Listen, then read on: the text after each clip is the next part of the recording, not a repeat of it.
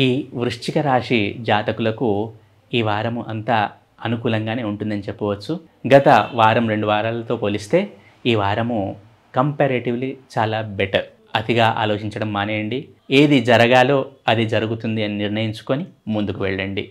ఏ విధమైన సమస్యలు రావు. అలాగే భార్యాభర్తల మధ్య కొంత అనుకూలత అనేది ఉంటుంది గతంతో పోలిస్తే. కాకపోతే పిల్లల ఆరోగ్యం విషయంలో కొంచెం జాగ్రత్త సూచించడమైనది.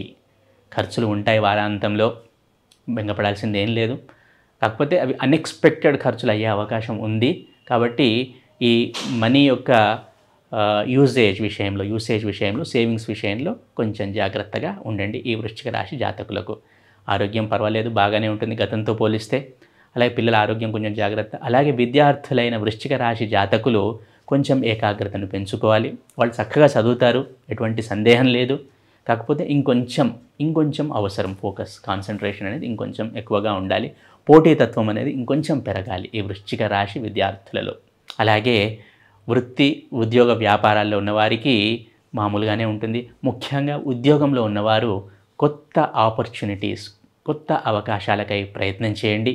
సఫలాన్ని పొందే అవకాశం ఉంది. ఓవరాల్గా చూసుకుంటే ఈ వృశ్చిక రాశి జాతకులకు చక్కగానే ఉంది. ఇంట్లో పెద్దవారి ఆరోగ్యం విషయంలో కొంచెం జాగ్రత్త అవసరం. కొంచెం చిన్న టెన్షన్స్ ఉంటాయి. కాకపోతే పెద్ద సీరియస్ అయితే ఏం కాదు, భయపడకండి. ఓవరాల్గా చూసుకుంటే ఈ వృశ్చిక రాశి జాతకులకు గతంతో పోలిస్తే ఈ వారం చక్కగా ఉంటుంది అని చెప్పవచ్చును. వీరు శ్రీ సుబ్రహ్మణ్య స్వామి ఆరాధన చేయటం వల్ల సత్ఫలితాలను పొందుతారు.